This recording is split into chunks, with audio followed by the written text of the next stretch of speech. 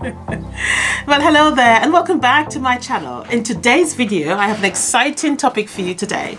Someone reached out to me and asked, how do I choose my fabrics? Okay, I want to make quilts, but I'm always hesitant as to where to choose the fabrics, how to mix them, what fabrics goes with what. Can I mix stripes? Can I mix prints with stripes? What sort of florals do I mix together? What season of florals do I mix? Well, today we're going to dive into it, and hopefully if you've got any comments in regards to this particular subject, jot them down below. Let's open up this forum and talk about how do you share with me, how do you actually choose your fabrics for your quilts, and how do you mix them? What method do you use? But today I'll be sharing my method, so let's get started.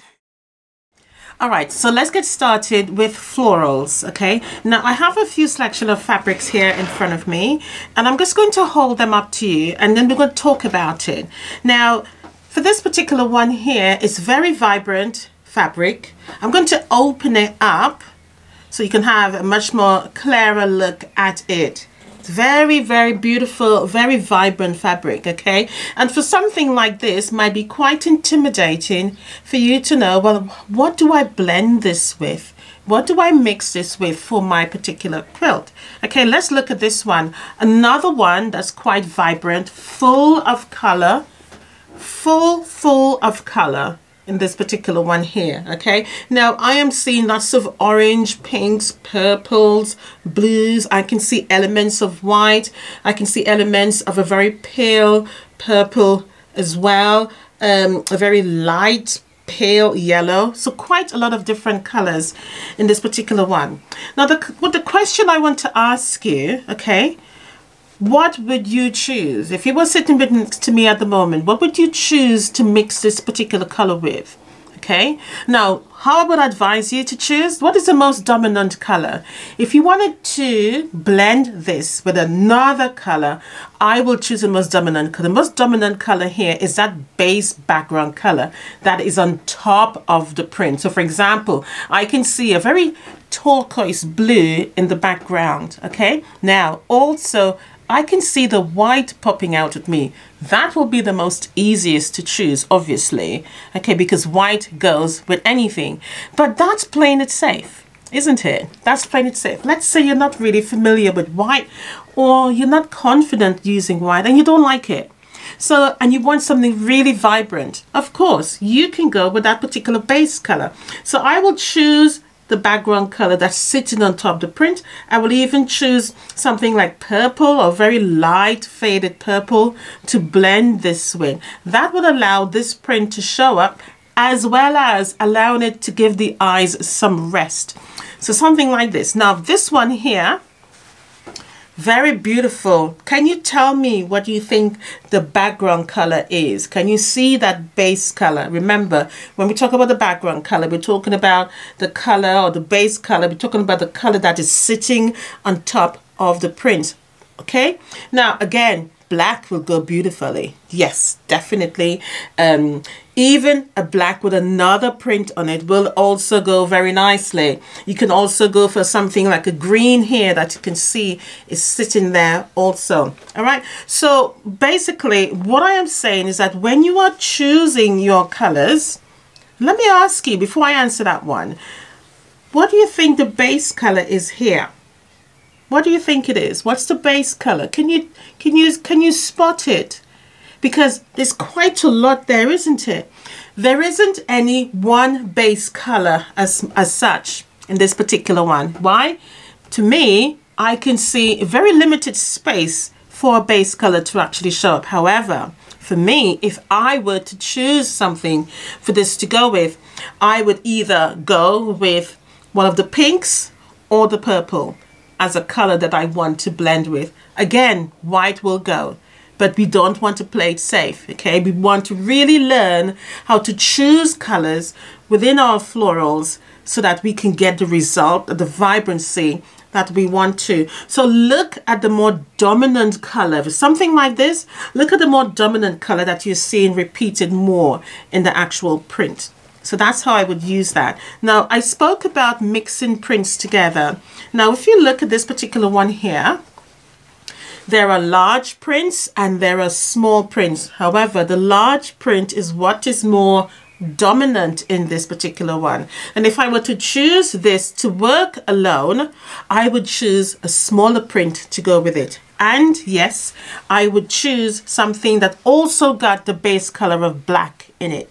Now, when we talk about choosing black for fabrics, it is more like a winter color. You know, it's associated with being cool, you know, because it's winter brings about this sort of dark element to it.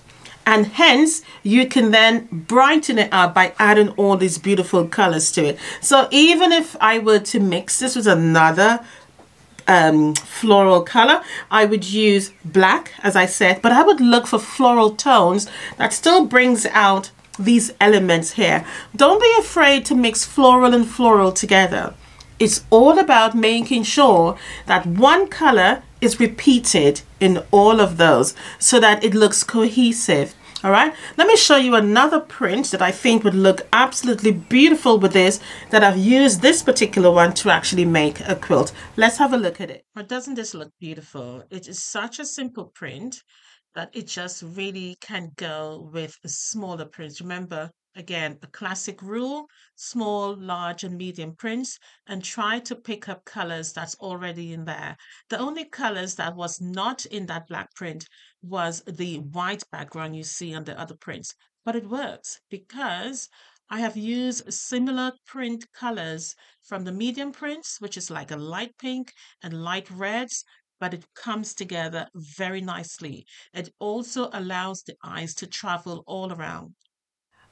All right, so let's talk about gingham and florals. Okay, so again, you may not consider actually choosing this because you may think, well, how am I going to mix ginghams, which is just literally sort of checkered with florals? Why would I choose something to do that? Okay, so what I would think about is, again, going back to that base color. Again, for the something that's ginghams is always sort of mixed with white, isn't it? So you'll always get blues, you'll get pinks, you'll get all sorts of color. I have a small selection here in this particular bundle, and it is always mixed with white. So what is your base color there? White. Okay, now if white is not your base color, all right, but you still have, let's say for example, blue and white as your gingham, and you've got some florals, what color base color you think you should look for? A blue. Blue again would be, because if your gingham is blue and white, okay, I would choose a base floral print that has blue on it. So again, it brings it to tone. Let me show you what that looks like. All right, so looking at the quilt, you can see the gingham in the corner there. I've also paired it with some stripes, but it looks awesome. Again, going back to those blue tones, I've used different elements of blue within the quilt top. I've also used some yellow to pick up the print within the blue for the star.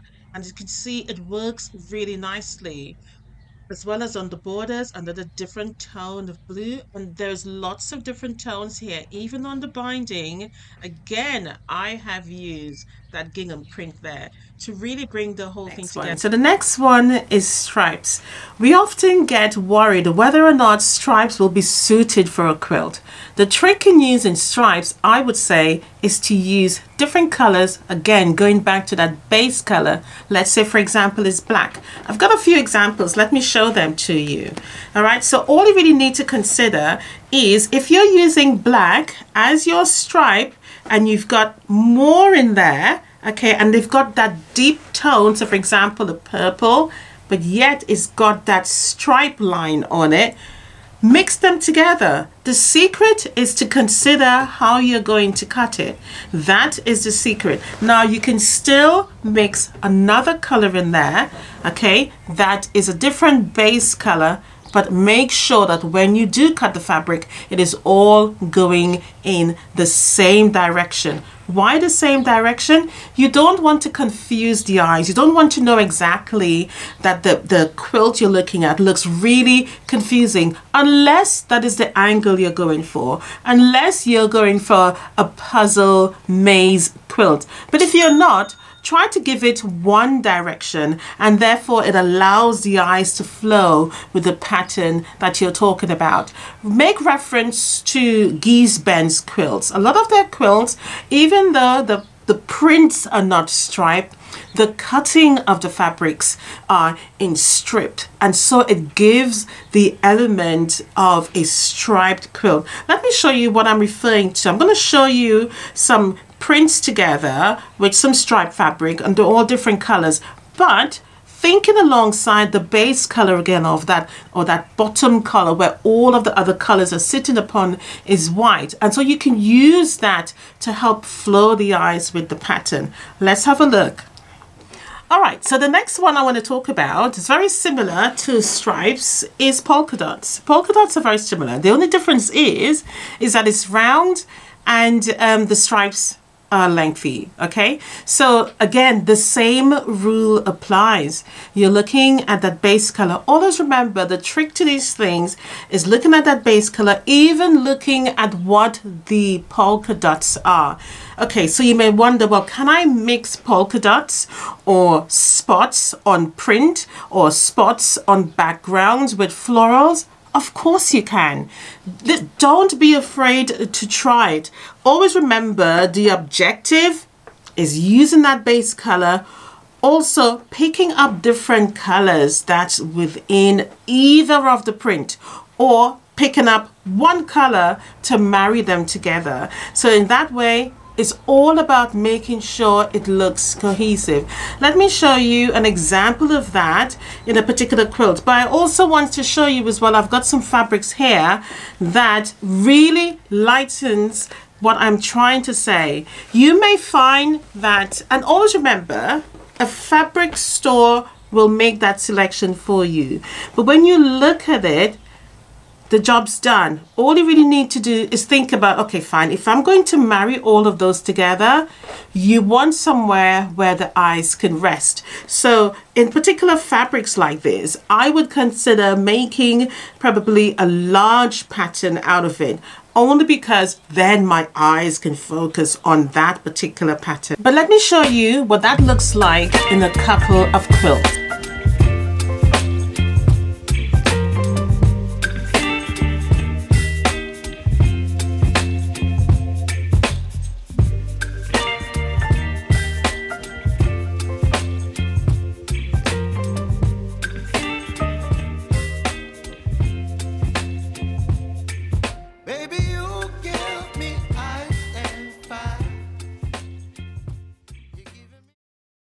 Well, all right then, I hope that this video has shed some light for you in regards to all the things we've just mentioned. So bye for now, happy quilting, and I'll definitely see you in the next one. Leave a comment down below of what you thought of the video. Have you learned anything today? Did I surprise you? Will you consider or even try to now mix all of the things we mentioned, now that you have a bit of an insight of how to do it?